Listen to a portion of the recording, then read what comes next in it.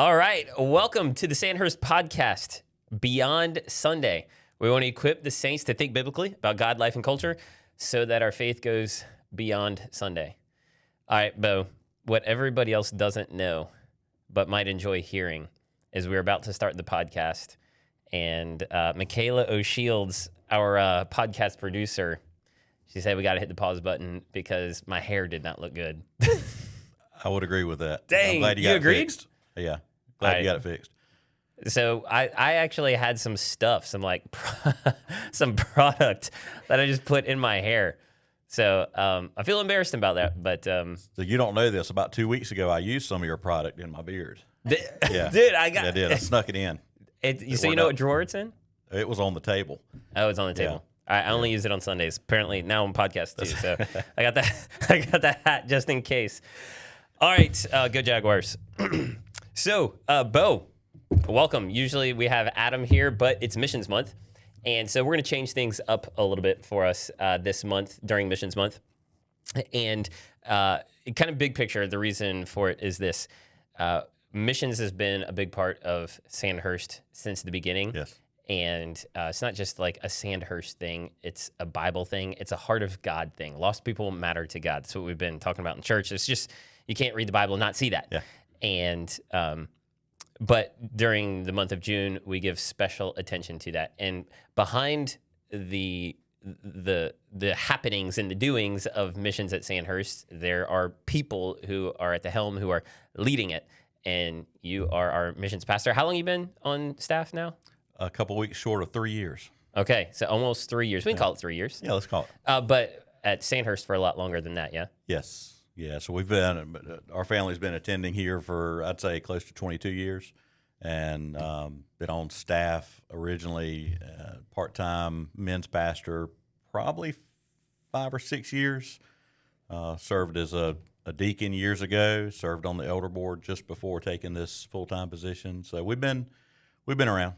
All right, and so before you were on staff, you were CSI, finding the bad guys, all the stuff.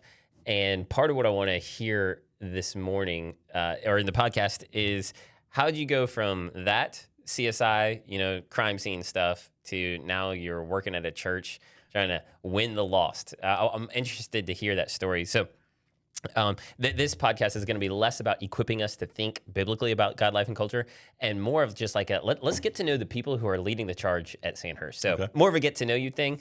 And the hope there is that as you get to know the people who are leading the thing, we can be more on board with what's happening. And the thing. And that's what we want to do. That's good.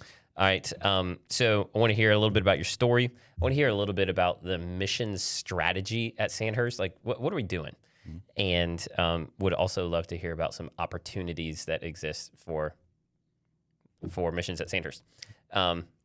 So let's give a little bit of context, and then I want to hear a little bit about your story. We're in Missions Month. We're in 1 Corinthians 9, and 1 Corinthians 9:22 says that Paul says, "I've become all things to all people, so that by all means I might save some." Paul was motivated to win people to Jesus, and winning people to Jesus wasn't just a Paul thing. That's a heart of God thing.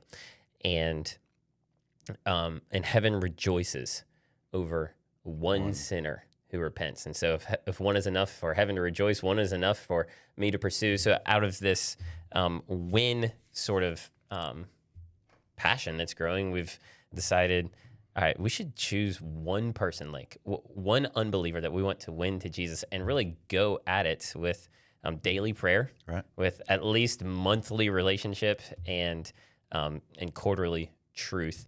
So I want to hear from you, Bo. I think I have heard some people who have some fears attached to like putting a label on somebody. They're my one.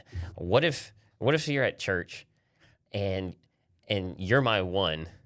And then the pastor starts talking about, I hope you brought your one today. And then what if you're my one, you ask me, am I your one? What should I say? All right, so Bo, what thoughts you got there? I think if I realized that I was your one, there better be lunch after church provided. With a lot of meat. That's it. I can see where that could be awkward. We know within the church language what our goals are to win the lost. And the population outside of the church may not realize that, or they may have run from a different church and don't kind of connect on that being a thing. So I can certainly get that it'd be uncomfortable, if I'm sitting in church and hearing this, as we've shared for weeks, that this is who are we out to win? Who's your one? All this stuff, and especially this month. But I don't know if I have a solid answer for it, but to be upfront and, hopefully that was part of that relationship that helped you choose that one, helped you choose me to bring to church. And then the relationship between us becomes the main thing instead of me being, a checklist off of your church to-dos. Right. Yeah. Your project. That's it. Church project. Yeah. So two thoughts come to mind for that. One is, what can the church expect from its leadership in terms of the one? What you can expect from me and us is to be sensitive to this fear. And what I would never do, and it just is not going to happen, is where you would introduce your friend to me and me be like, "Oh, is this your one?" No introductions, Right. Or conversations are going to use this language. Okay, so you can expect that from the leadership. We're not going to use that language conversationally. Okay, that's one thing. Also, we want to be, the church service, the worship service is, we believe, for saints. But we also understand that there are people who aren't believers who are there too. That's right. So while I want to speak to saints and to exhort saints to choose one, I also want to be really considerate and mindful that for the saints in the church, some of them might have their one with them. And so the way I speak about it, I just want it to be really considerate of that fear. Okay, so I'm not going to, in introductions, I'm not going to ask, is this your one? And when we're talking about it, we're going to be mindful of it. If somebody did say, wait, so are you my one? I really liked yesterday what David said in the sermon when he said, why did you invite me? Right. Do you remember what his answer was? What the guy's answer was? Because God cares about you. And then he said, well, why? And he said, because God is interested That's in it. you. And that would be language for me. If somebody was like, are you my one? I think I'd say, I'm interested in you knowing Jesus as my friend. That's it. That could come out of my mouth. We're not going to lie. We're not going to try to be deceptive. We also don't want to make people to feel like they're a project. Point it out. But we're also just going to tell the truth. So if it's true that I'm interested in them and in them knowing Jesus, then I'll just say that. That's it. So, and hopefully it won't be that, yes, you're my one, but I don't care very much about you, but the church has asked us to do this. So hopefully there is a genuine interest and you'd be able to answer it that way. Dang straight. Right. Hopefully there's a genuine interest. And that's why we go to 1 Thessalonians 2. You've become very dear to me. I can't wait to see your face. You are my joy and glory and crown of exaltation. Like that's language of someone who really cares. That's it. So not project stuff. All right. Well, that's kind of how we got to Missions Month. Now we're in Missions Month. Yeah. Got this theme of a win, and you were at the front of the pack in terms of missions at Sandhurst, and but that's not your background. It's not like you grew up as a missionary or a missionary kid or something like that. Most of your professional career is law enforcement. That's right. So I want to hear a story of how you went from showing up to crime scenes and figuring out who done it, and to now being part of a church that is trying to send out saints to win the lost. It's a great story. God is at the center of it. And I think, and I don't think that that's a church answer.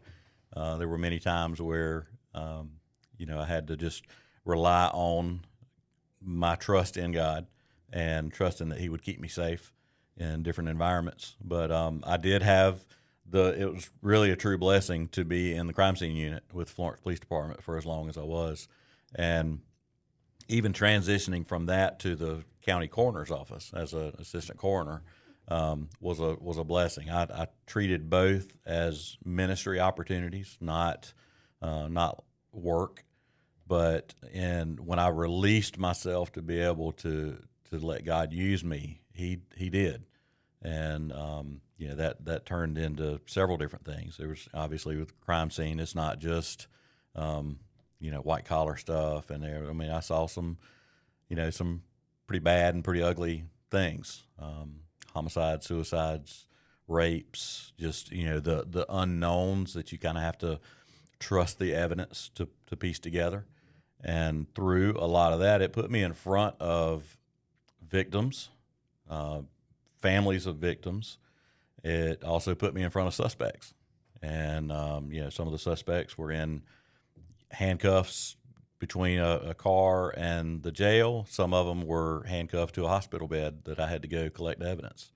And I think that's really where my faith in God kicked in to just be outspoken for Him. That's really compelling. Which one was harder for you, the CSI stuff, the crime scene, figuring it out, or the assistant coroner and showing up to? How does that work? You or how many coroners? At that time, there's one elected coroner, two assistant coroners. And so between the three of you, you would show up to every single death that happened in Florence County that wasn't in a hospital? Is that how it worked? That's exactly right. Every single one. Anything that was not under a doctor's care. So hospice patients in homes, we got notified, but we didn't have to go. And the only time we needed to investigate any of that is if there was any kind of red flags or concerns that were shared with us.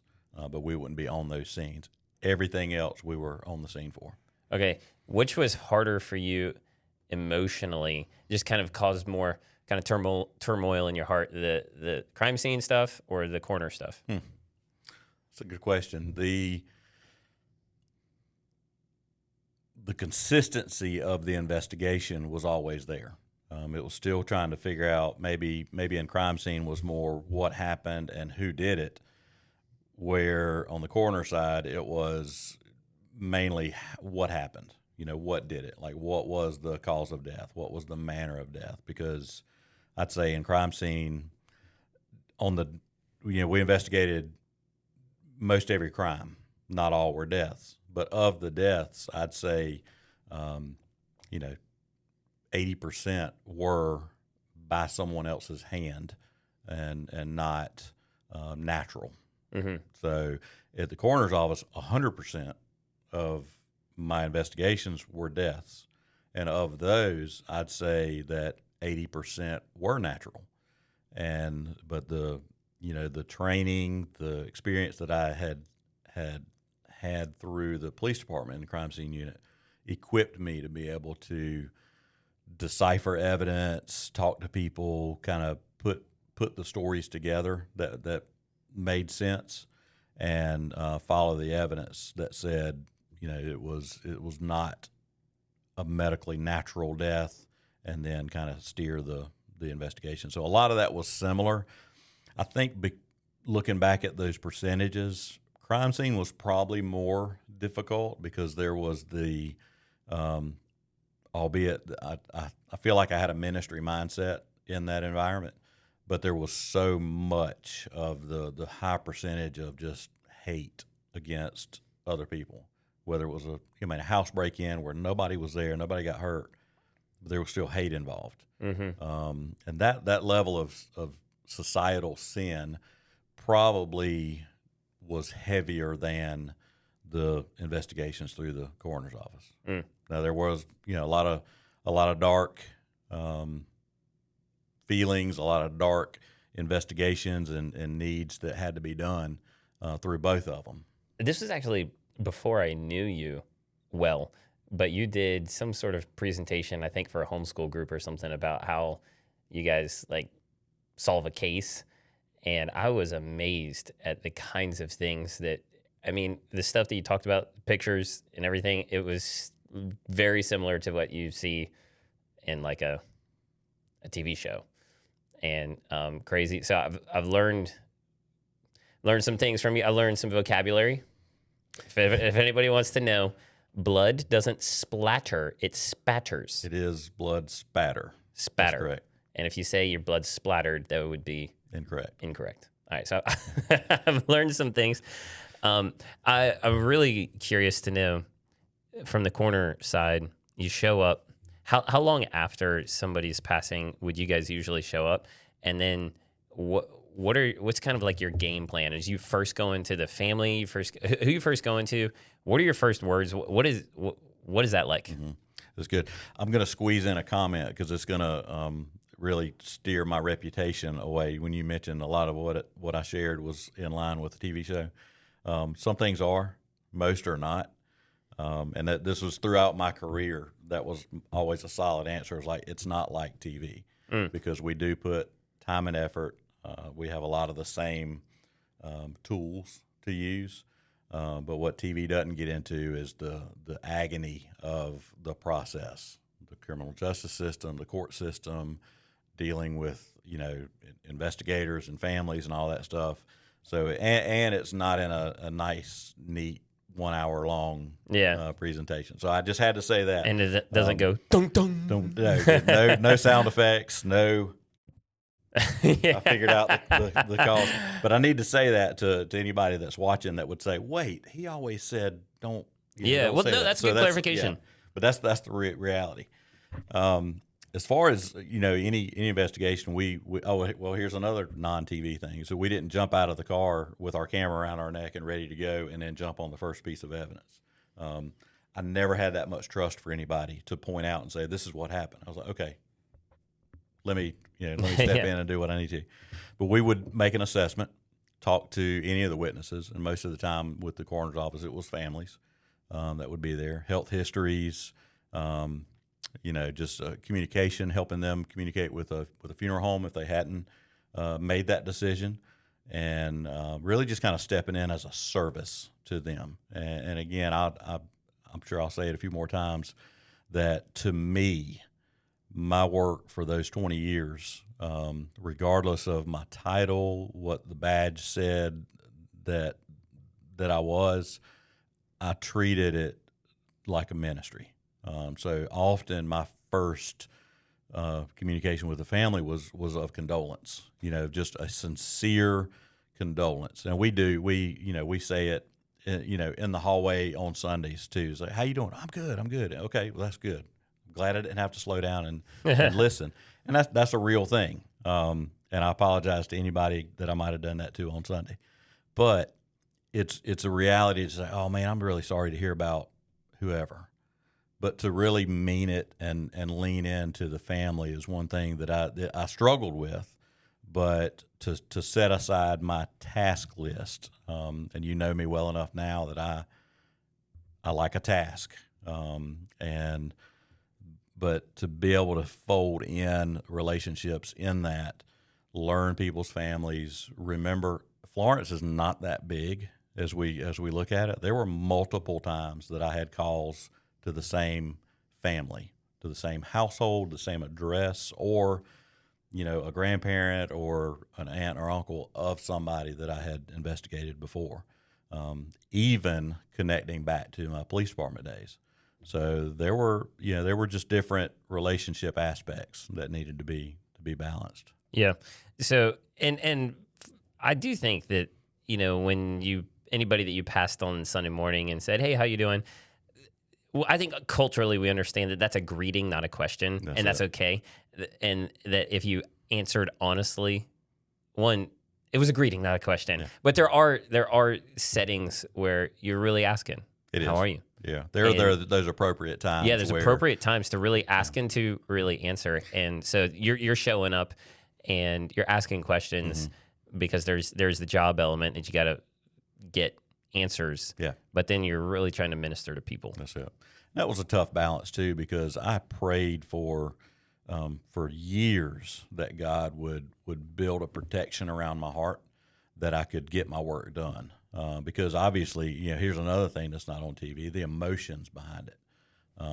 I have held hands with people in the seconds from death. I want to get grotesque or anything. I mean, I've had my hands in and on things that no human ever ought to. There's a lot of weight to that. And I did pray that God would build a protection around my heart to let me get my job done. Because if my emotions overtook me, I couldn't get the job done. And if I couldn't get the job done, I was not a service to that family. But there were times where I would retreat back to the truck and have a long ride home, praying to God, crying. But rarely did that ever come out on a scene, even among other colleagues, but certainly not to a family. But that hardness was something that I prayed for. God gave me. We know there's oftentimes we pray for certain things that we don't ever see. God answered that prayer pretty quick in my career. It's been a slower. Now I'm praying that He takes that protection off and really gets the stoniness away from my heart to really create it flesh again.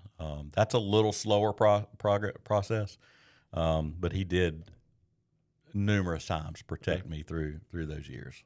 Your heart for people and specifically first responders is huge. And so if we have any first responders listening, you should know that Bo has huge amounts of respect and care for you.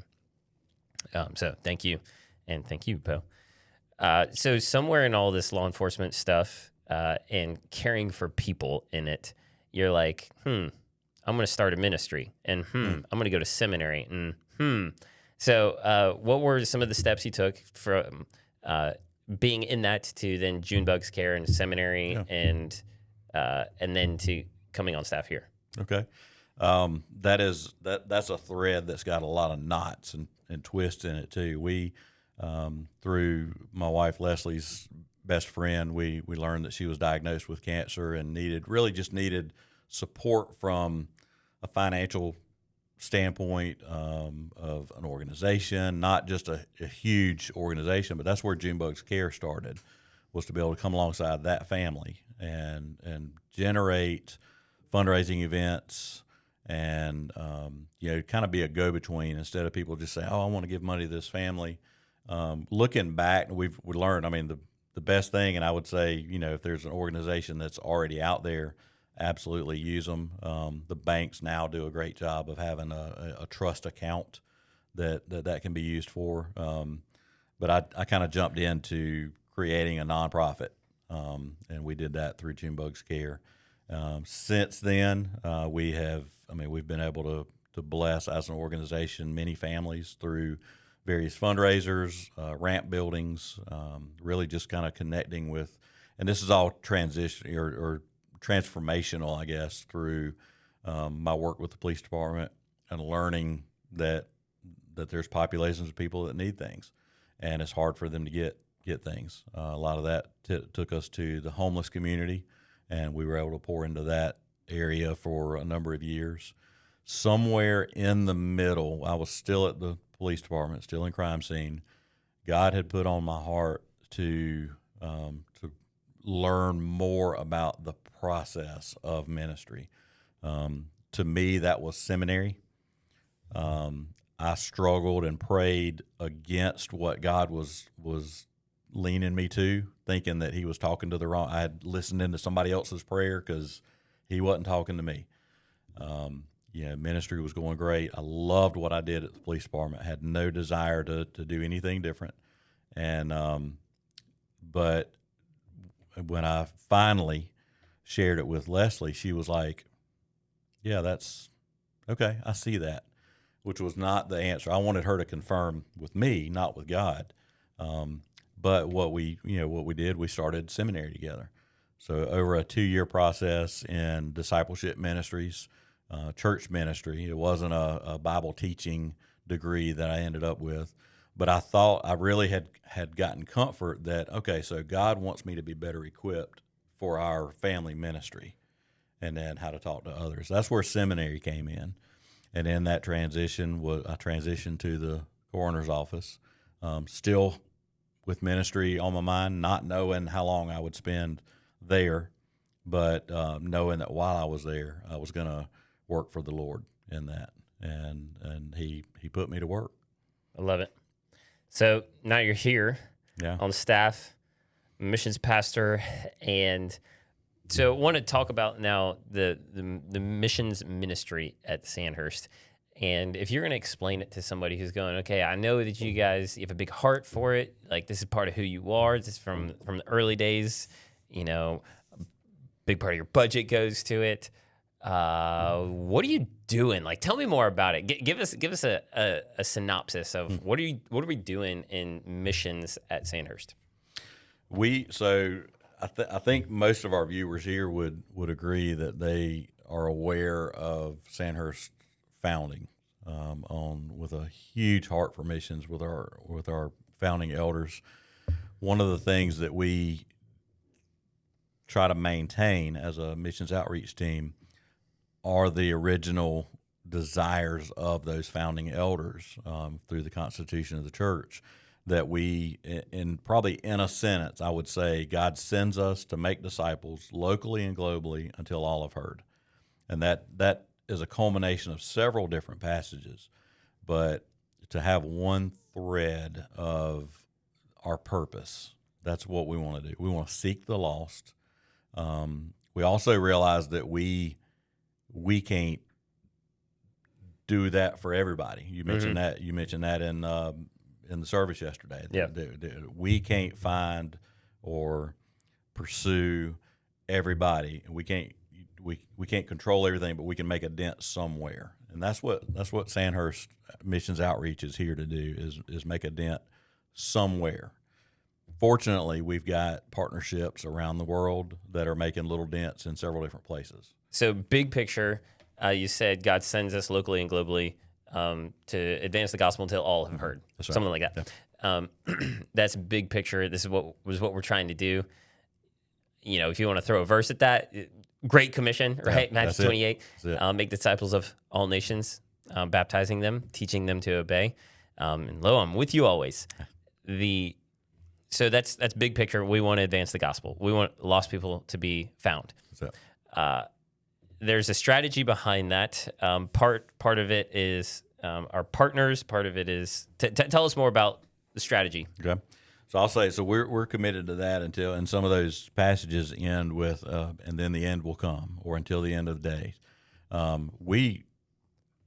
personally, and I feel like us as a church, we are longing for the end to come, for us to be with Jesus.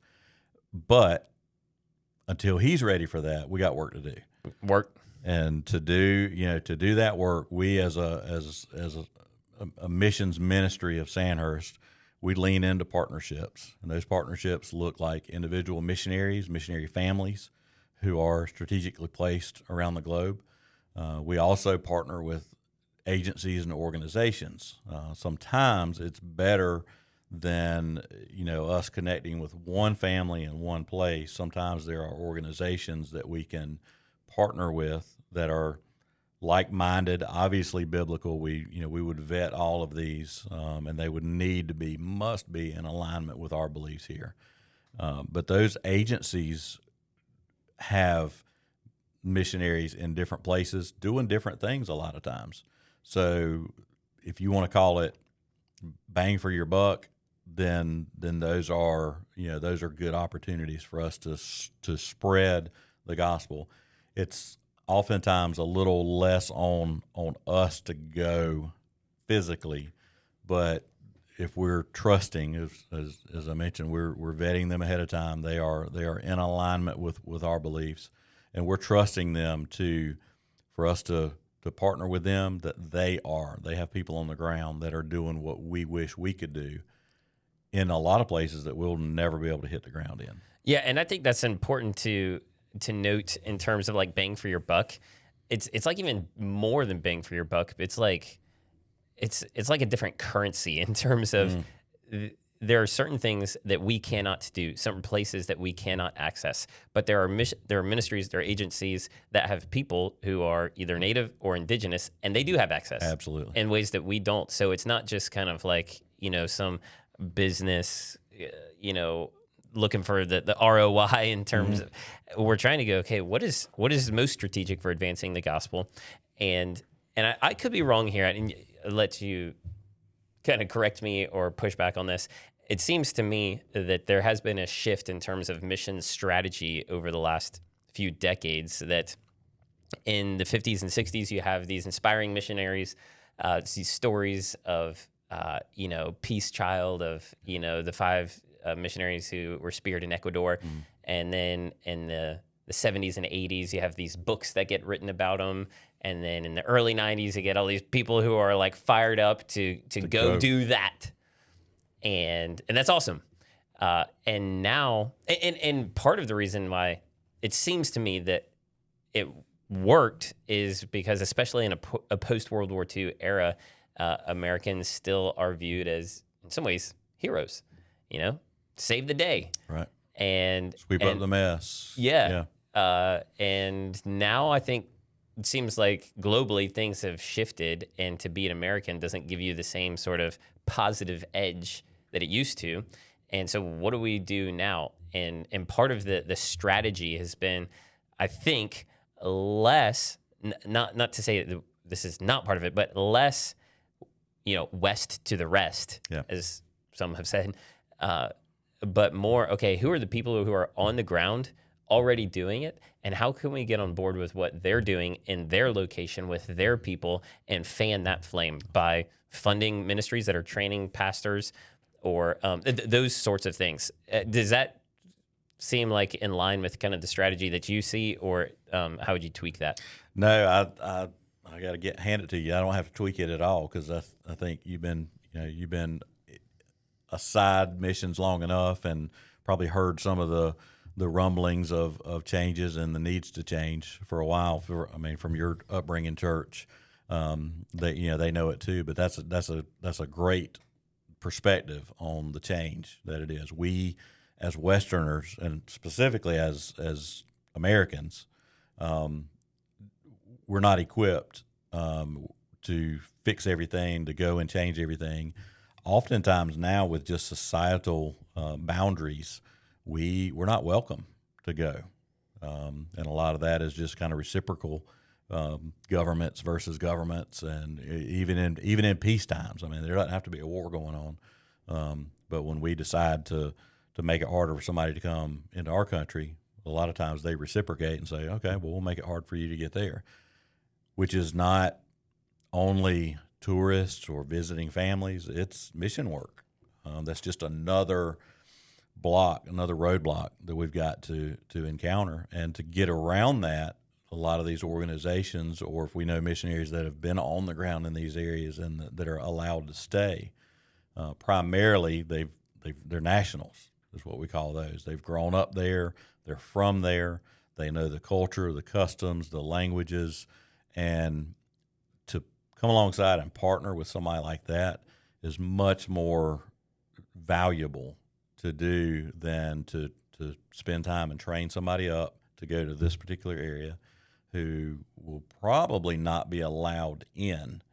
And if we're allowed in, it'll take us a while to build and learn their culture there. So that is definitely a change over the last few decades that I think the Western Church is finally getting on board with, and really realizing how we can support the call to win the lost in that area, and that we don't feel like we have to do it ourselves. Yep. As much. So I want to be clear here on what I'm not saying. I'm not saying that there's no place for Western missionaries. That's right. I'm not saying that at all. In fact, one of the things that we've been praying for as a staff, is that actually out of Missions Month this year, that God would put it on somebody's heart to take the gospel to people where it currently isn't, or where there's less access. So really, we believe that there's still a place for that. Absolutely. But shifting away from we need to be the saviors west to the rest, and saying, let's still send people, but let's be really strategic and intentional about partnering with people who are already in those locations. With their people, and training them to be able to reach their people. Absolutely.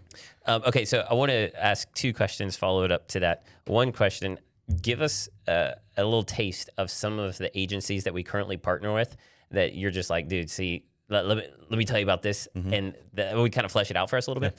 And second, I want to hear about short-term mission trips. Good. How did they fit into this? And yeah, so let's start with agencies. Okay. Tell us about one or two agencies that we currently support, and why you believe in them, and kind of the difference that they're making, the gospel dent that they're making. Yeah, there are some agencies that are making a bigger dent than others, and we're blessed to be able to partner alongside Operation Mobilization, commonly known as OM. They're in our backyard here in Florence with the North American Ships Office and the Book Warehouse. They are putting dents all over the globe through their ships ministries, and then OM in general has many countries where they have ministry going on that's not connected to the ship. So that combination, Europe is one area that's one of we call them strategic partners.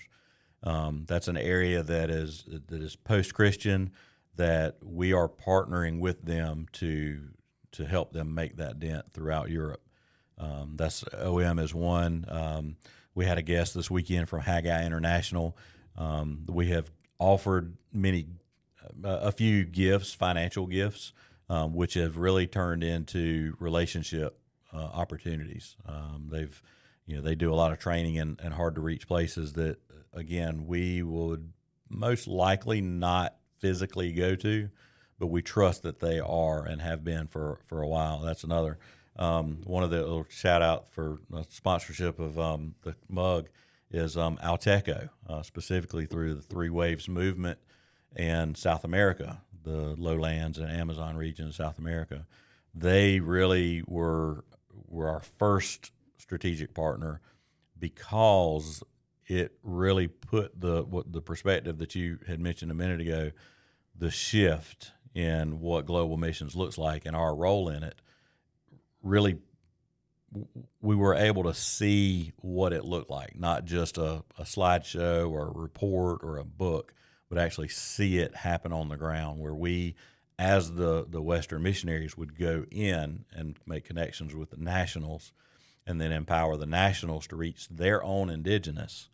And then the next step, or for them, the third wave, is for the indigenous to reach other indigenous. And that is multiplication of the gospel like never. It was just on the forefront. But we're seeing that not only in South America, but throughout the world now in different areas. So there is the Three Waves movement is for us at Sandhurst is kind of tagged through Alteco and our relationship in South America. But that Three Waves model is happening more and more in different places. Yeah. So you mentioned OM ships, or OM kind of broader than that. You mentioned Haggai International, who we just heard from this past Sunday. You mentioned Alteco and the Three Waves movement. Mm-hmm. Tell us a little bit about 1040 Hope. 1040 Hope is a newer strategic partner, very similar to Haggai International as far as the partners, the training that they have on the ground in the 1040 window. They are only focused on the 1040 window. Again, kind of goes back to we can't be everywhere, so and they feel that too. They can't be everywhere, but where they are, they're making a huge impression.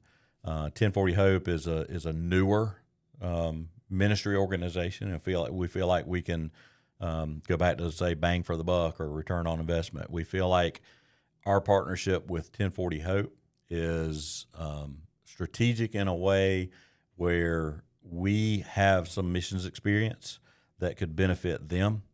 They have some leadership opportunities in different parts of the 1040 window that could benefit us and our ministry, and that we can do ministry well together. All right. Is there intentionality? I mean, between if you have OM Europe, Alteco South America, Haggai, he talked about basically the global South, mm-hmm. And then 1040 window. Was there kind of intentionality behind those locations, or is that just kind of how it worked out? No, the intentionality initially was to have a strategic partner in basically each continent of the world, but even further than that, where the most need is. And the need looks different in Africa than it does in South America. It looks different in Europe than it does South Asia. But to be strategic in that area where we want to be able to sit back and look at a map and say, okay, so we personally know as a church what's happening there and who is in these areas. So it would be more global, and these are regions of the globe that we want to impact. Okay. All right. So I want to drill down on this a little bit more because I really want to get a sense of what is the nature of this gospel dent that these are making. And we might have to cut this part out. I'm not really sure. But can we share it like between our strategic partners, how much money is going out on a yearly basis? Just ballpark. I would say $11,000 a month. A month. Mm-hmm.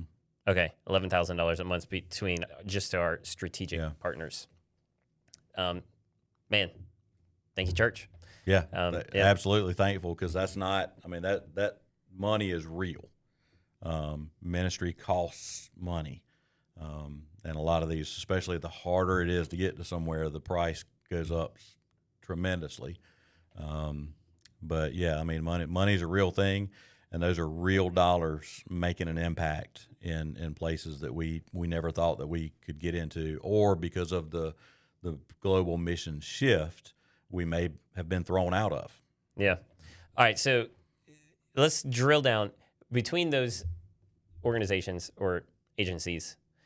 I want to get a better sense of what one of, like, maybe just a story or something, what they are actually doing that made a gospel dent. Like, I understand OM goes and they, have basically a floating library, and I understand Haggai raising up leaders who aren't necessarily pastors. I understand the 3 waves. I understand it big picture, but I really want to get a more practical. Oh, I get it now. Like, is there a story or anything that comes to mind that you could say, well, this agency does this, and that's how the gospel dent gets made? It's not just a training, or anything come to mind there? Yeah, there's a couple things with Alteco specifically. Their reach is focused in South America, the Amazon lowlands, and that's been going on for decades. And because of our partnership, that has been able to help Alteco help the 3 Waves movement, which is it's a consortium of indigenous leaders throughout the Amazon. And while they're not dependent on the Western money, our partnership has taught the indigenous leadership how to create funding, how to have work opportunities that fund their ministry, and it really empowered them to do their own training, and have just support because somebody reached into their indigenous culture, they are empowered to reach into somebody else's indigenous culture. And so that's happening right now, or it's about to happen in July with the women's conference. It absolutely is. From the best that we know historically, this is the first time that there's been an indigenous women's conference that has taken place. This is phenomenal, and because of our partnership with the 3 Waves movement through Alteco, we've had an invitation to watch this and be encouragers, and not to go do the training, not to go take money down there for them to use, but for us to see what this relationship has turned into over these years. And I think that's a tremendous value for our church. I love that. Another opportunity that makes me think we've got, we learned this weekend, we won't share any of the names publicly, but through a gift with Haggai International, we've actually been, assigned or partnered with 2 leaders in their area in that 1040 window that really we can connect with as partners. And again, those are, as we mentioned earlier, in the agencies, using the agencies, these are nationals to these particular areas, and we can take part in training them. It's a little different than they're essentially indigenous as well, being nationals. But there's a level that it's shifting from the Western need of what our finances do, and through their model, they have to raise their own funds. They will not show up anywhere and ask for money from a Western organization or a Western church, and that's all part of their training. Our partnership with 1040 Hope has allowed a few of us to go to a leadership training in Egypt later this year. And those were doors that were just open to us for partnership and relational reasonings. I don't know yet if we're going to have any kind of role in any of the leadership trainings or the conferences, or if we're going to kind of be, just around the room and envisioning what's going on. But that's the beginning of this relationship. Looks like us, a small team of us, strategically picked going to an international training in Egypt. All right. So the mission strategy at least encompasses sending people to advance the gospel, where currently it's not that there's no access necessarily, but there's less access, and partnering with agencies that can go places that we can't go. Is that a fair way to summarize what we're trying to do? That's good. A lot of what we say within the missions outreach team is we want to mobilize, care, evaluate, and grow. And those are whether they're individual missionaries or agencies that we're looking at, we want to be able to do that. We want to mobilize our people. We want to care for them well. And then, obviously, with any partnership, we want to evaluate or reevaluate to make sure first that they're in alignment with us. And if there's any adjustments that need to be made, then we have the liberty to do that. And then through all of that kind of points to that growth, that we are growing the kingdom through these avenues. One of those avenues you'd asked a minute ago about short-term trips. That's a way for us to get our church, get our people here in front of some of these missionaries and agencies and organizations to come alongside of them, what they're doing on the ground while we're here. So we've really been able to lean into short-term trips pretty heavily. And I think we've kind of grown into a little a consistency of, likely places that we can go for various things. We're not always going to show up and put a roof on a building or build something somewhere. A lot of times our trips are going to be care and just really coming alongside of what they're already doing. And we will use our relationship ahead of time to find out what they need. Because again, like we don't want to go in and fix everything. A lot of times we want to go in and just encourage and empower. And sometimes that takes some finances, but we want to lean into what they need instead of us packing up a lot of stuff and going, fixing something, getting back on the plane and coming back home and leaving them scratching their heads about why we did a particular something that wasn't in alignment with what they're already doing. Yeah, and I think that speaks to what has become an unfortunate but real characterization of short-term mission trips, and that is a bunch of unqualified people going to do things that we could just pay the locals to do, to paint the church, to put a new roof on. And it's like, well, couldn't you just do a lot more, like, you could serve the people a lot better instead of spending all that money to send your own people who don't know how to daggum put a roof on. Just pay the locals to do it, and you help the economy, you help the people there. So there's that sort of critique of short-term trips, and you're part of the shift that you're making is going, okay, we're not so much sending short-term trips to go do a thing that you could take a bunch of pictures of and be like, here's what we did, here's the wall we painted, here's the camp that we did. It's more, here are the people who are working there all the time that we spent time with and tried to encourage. And that way, I mean, you said it a couple weeks ago in in the gathering, you said, we do short-term trips for one reason: relationships. Yeah.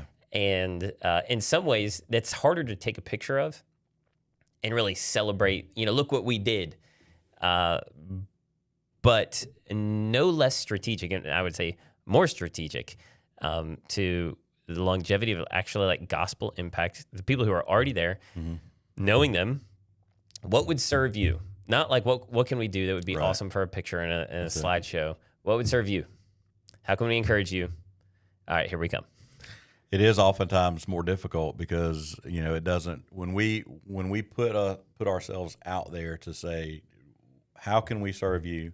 When can we serve you? It doesn't fit into our calendar like maybe like in decades past that it did, where we said, okay, so we've got our spring break is this week. We're going somewhere. Doesn't matter where. Doesn't matter what we're going to do. It's not that neat and clean a lot of times. It's oftentimes too for our team members who are generating financial support to go on this trip. The why is really important, but the why now might be a little different than it was 30 years ago when the folks that they're asking for funding actually went on a trip. So they know the impact, but the why is like, oh, so you're going to be on the sidewalk sharing the gospel.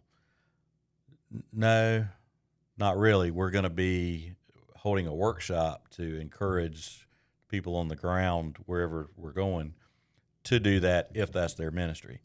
Also, whatever their ministry is, we want to be able to support that. That doesn't look as good in a fundraising letter, but it's every bit of truth. Because we want to be the heroes, man. That's it. But it's I think what the big change is we got to realize that it's ministry, and ministry is not neat and clean. Ministry is ugly and dirty sometimes.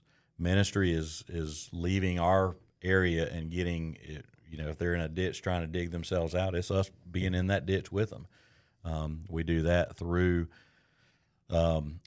friendships and relationships here at church, at your church, but it's the other side of that conversation in the hallway where it's just a greeting. Because when you know somebody, you can pull them to the side, maybe not even on Sunday, maybe on a Tuesday, maybe in the office if if you're coworkers, but to ask them and look them in the eye and say, how are you?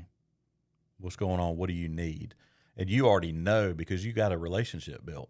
And that's really the direction that I feel led to go, because I've had to do that on the street with a lot of guys for years. And I think with God doesn't waste anything. I had since 9 years old, I was going to be a cop, and I was going to retire a cop, and just do all the things that cops do with their lives and stuff like that. But I met Jesus and gave my life to him and asked him, all right, so what's on your plan? He was gracious enough to let me have 20 years in a dream career. He's also gracious enough to pull me out of that. I have to trust it was his timing, and put me into a ministry opportunity where I could use that career and really learn how to protect people that are in places that need protecting, as far as if that means we don't put your face on the screen during a telecast service, then we're not going to do that. And if that means that I can't put your picture and information on the church website, it's not going to happen. If that means supporting you in a different way that doesn't cause any kind of concerns or anything for our partners on the ground or those that partner with them, we're going to take those measures. Yeah. And that doesn't look neat and clean. Yeah. We're trying to serve them. What serves you, and we'll do that. I like that. All right. Well, let's close out talking about a few opportunities that we have coming up in terms of short term, and maybe if you could give just a short little synopsis on what is the need that we've heard from them, like how are we going to serve them, right. And would love to hear about that. I'll start with Missions Month and what we're doing here. We have 9 a.m. where we're hearing from different missionaries. We heard from John and Lynn this past Sunday. Yeah. I was moved. Wow. Long obedience in the same direction. That is them. Right. And you're talking about hard stuff. Man, it was good. Yeah. I was moved. We have 10, 15 speakers. We have our biggest local outreach that we do, Power Up Clubs, kicking off this coming Sunday night. Put this here for Yep, that's on the website. It's also shameless plug for the schedules. I saw that taped around everywhere. It's up. It's up. And so we got Power Up Clubs kicking off this technically this Monday. Yeah. But we have our worship night. That's part of it all Right on. Sunday night, this coming Sunday. And we got short-term trips that are coming up. I know we got the Clarkston. Tell us about that. Tell us the trips that are coming up, and just a brief little synopsis on how many people can we bring, and what needs are we how are we trying to serve the people who are there? So Clarkston, Georgia. Generally, you would say, why are we going to Atlanta for a mission trip? But the special thing about Clarkston, Georgia, is that it is one of the most diverse places in our nation. We are going to partner with Timmy and Kenyon Powers. They work with Reliant. They also work closely with other organizations that are in that area for the benefit of refugees. We are taking, I think this is really the first time ever that we're taking a group of families. So I've got some young families. Each of them have, we'll say each of their parents have some missions yearning, stirring, the lighter's clicking. If the flame hadn't started yet, the lighter's clicking in their parents. They're willing to take their family for a few days down to a place where we can learn a little bit more about a refugee ministry. So we'll be able to do that. We're going to specifically serve some families at an apartment complex there and really take in some training about refugees, why they're important to God, and why they need to be important to us. And really just kind of define, who are refugees, why are they here, why does it matter, and that's going to be part of that. Okay. Is there any more space available on that trip, or is it full? I feel like it's probably full given the dynamics. But if you have a special urge, I talked to somebody Sunday, and she said, I'm really thinking about it. I said, I need a thumbs up. Like solid. All right, so if you want to go on this trip, you got to tell Bo, I have a special urge with a strong thumbs up. That's it. And then maybe you have a chance with a good God push behind it, and a steak in the refrigerator. Just like maybe a little bribe, maybe a bribe, maybe a bribe. The next trip we've got coming up is in Wales, and that one is with OM Ships specifically, and they're more than a floating bookstore. They do that, and in different parts of the world, that's what they're known for. Europe, I think, if they pulled up to Charleston or to Orlando, wherever that port is, all up and down the coast, if they pulled up to one of those in the U.S., we wouldn't care about a floating bookstore. I mean, it'd be kind of neat, but Europe is the same way. So they're around Europe now. Europe is not so enamored with the floating bookstore because they can order on Amazon just like we can. And but what their focus is in Europe is really going to be evangelism. And we're able to go and partner alongside of them, not only partnering with the evangelism part, but we're going to be partnering with them for scrubbing the deck, repainting, resurfacing different things that the ocean has rusted over the months. We're going to be feeding people, and that's part of what that crew does in between ministry. So we're going to be crew members for a week and really get to learn people that have dedicated their lives to be on that ship for ministry, either to extend ministry that from their home countries, or to really be a catalyst for ministry on the ship. So when they get done with their time, they return to their home countries. We're gonna build relationships, not just with the organization, but with individuals, and that's an exciting thing. We were able to do a vision team last spring. So this will be another opportunity for that, just in a different location. All right, do you have spots on this trip? That is definitely full. And Oh, that's Hundo P full? that's a Hundo P full. That is, Dang. you can't send No thumbs up, the coordinator no strong a steak sense. or anything. That's OM is pretty strict about their head counts, and we've met it. Okay. So I'm really excited about the team. Okay. Let's close with do we have any trips that are not full?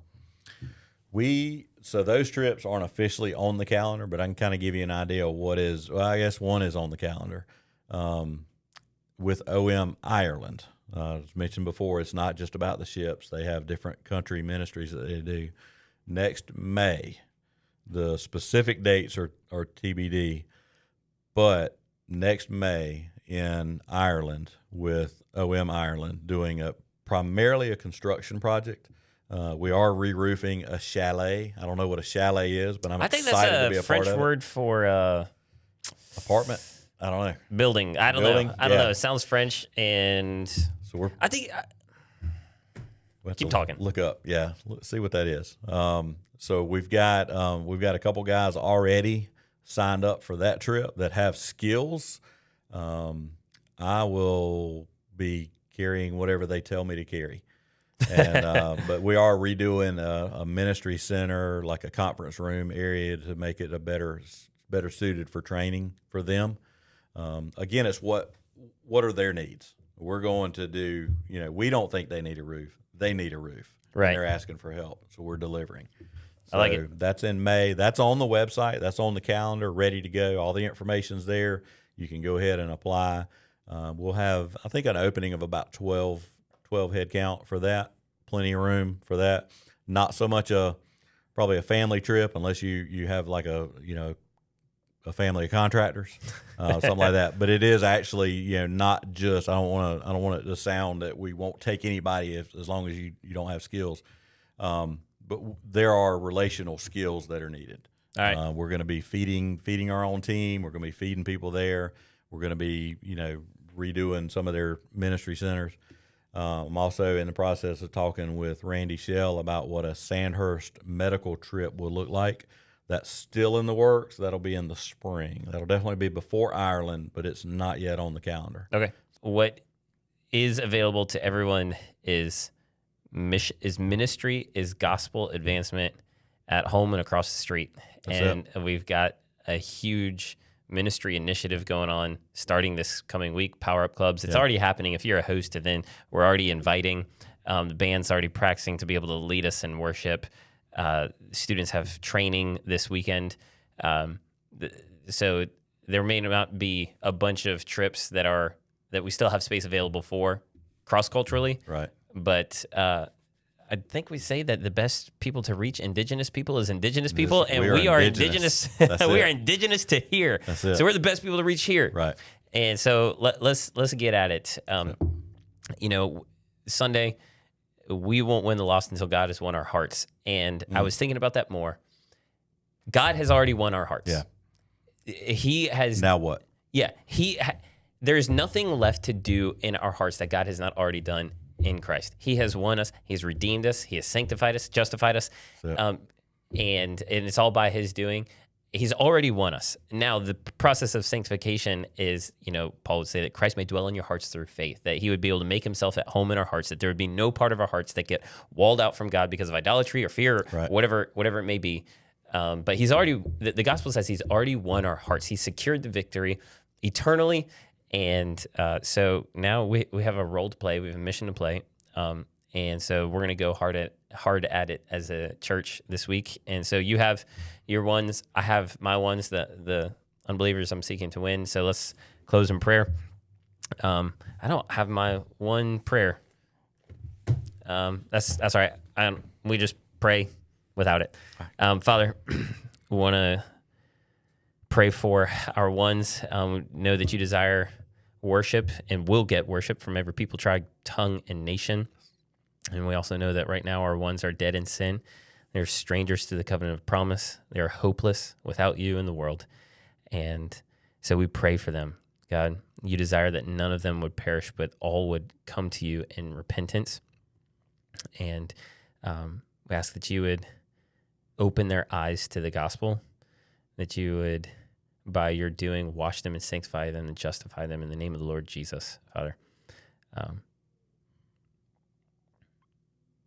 We believe that out of the overflow of the heart, our mouth speaks. And so you've won our hearts, and pray that you would win our affections, and that the things, we don't talk about what we know, we talk about what we love, and help us to love you. And I pray that Power Up Clubs would be really successful in the mission of winning the lost. Pray that you give us good weather, good safety, and that we would be able to make the main thing, that is winning the lost for the praise of your glory. In your name I pray, amen. Amen. All right, thank you, Bo. Yes, sir. Thank you.